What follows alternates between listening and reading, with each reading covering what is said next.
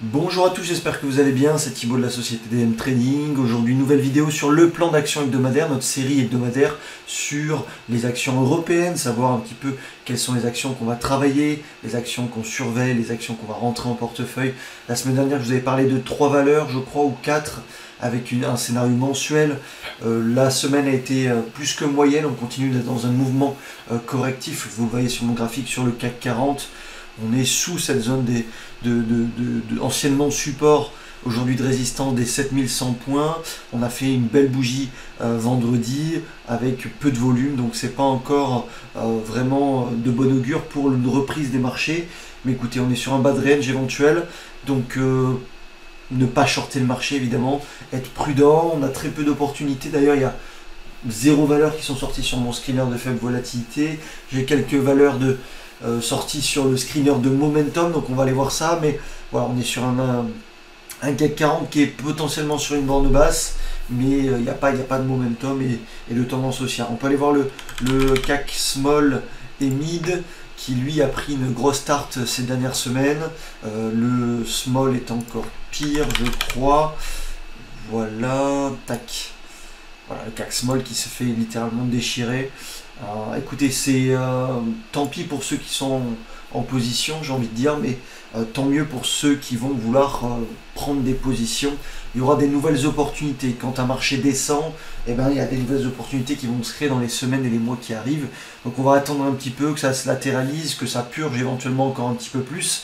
Mais il n'y a pas grand chose à faire, on va attendre que ça finisse de purger et puis on s'intéressera éventuellement aux small capitalisations.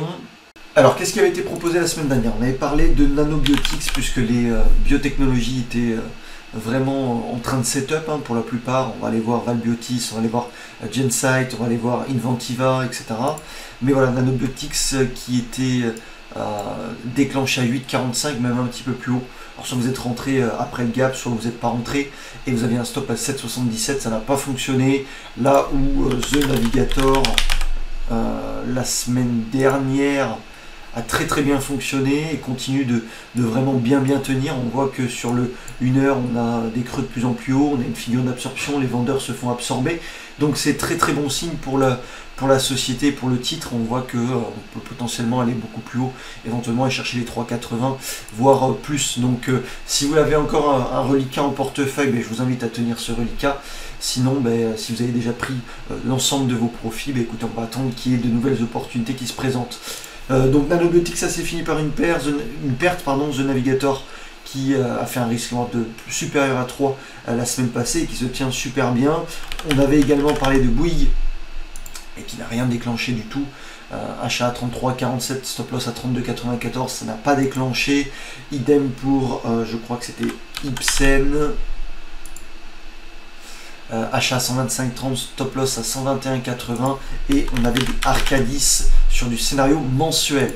Donc rien ne se déclenchait si ce n'est Nanobiotics qui finit en perte. On tient éventuellement le reliquat sur The Navigator. Pour cette semaine, très peu d'opportunités. Il n'y a rien qui est sorti sur le screener de faible volatilité. Sur le screener de momentum, je vais quand même observer toujours du Gensight qui est en train de setup éventuellement sur un triangle de compression avec une belle pattern au niveau des volumes.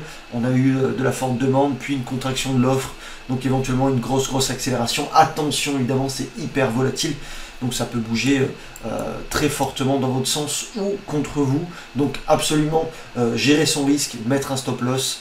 Donc là, j'ai pas forcément de point d'entrée et de point de sortie à vous donner, mais je vous invite juste à la surveiller en cassure éventuellement de l'oblique ou des derniers plus hauts à 0,76.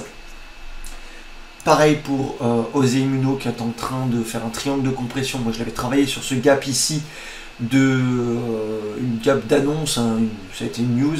Et donc j'ai travaillé l'open range, ce qui m'a permis de sortir sur les 7 euros. Aujourd'hui on est en train de setup éventuellement une figure de compression en triangle avec peu d'offres. Il faudrait que ça en sorte par le haut pour qu'on puisse s'y intéresser. Valbiotis continue son ascension, je vous en parlais quand on était aux alentours du 28 septembre, 29 septembre. Dans cette zone-là, aujourd'hui, il n'y a rien d'autre à faire si ce n'est observer qu'on est vraiment sur une construction avec des sommets de plus en plus hauts, donc ce qui fait qu'on absorbe l'offre vendeuse. On pourrait éventuellement s'y attaquer peut-être par ici ou s'y intéresser à la cassure des 6 euros. Voilà pour Valbiotis qui est éventuellement en train de continuer son ascension qu'elle a débuté mi-septembre. Inventiva est également en train un petit peu de faiblir, c'est manque de liquidité, manque de volume, mais bon, on va essayer de surveiller un petit peu la cassure éventuellement des 4,05. Je vous donne pas de plan voilà, extrêmement précis parce qu'il n'y a pas grand chose à faire pour la semaine prochaine. On va attendre que le marché se mette dans de nouvelles dispositions pour éventuellement acheter, puis surtout qu'il n'y a pas d'opportunité, donc on ne va pas inventer les opportunités sur le marché.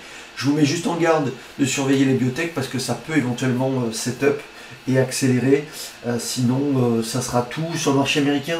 Le marché américain a fait une très très belle bougie sur le Nasdaq, on peut aller voir ça.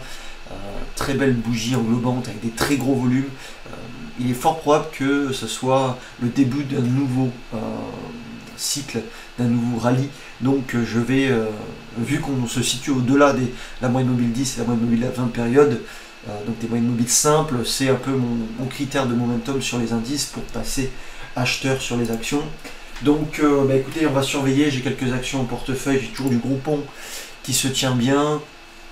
Je suis monté à Risk Reward de 10, aujourd'hui je suis à Risk Reward de 6. J'ai un petit peu de CYBN en achat hyper agressif. Voilà, des titres qui sont... Ce titre-là n'est pas extrêmement tradé par les institutions, mais pour nous ça peut le faire, donc j'ai commencé à prendre une petite position, on va voir ce que ça donne.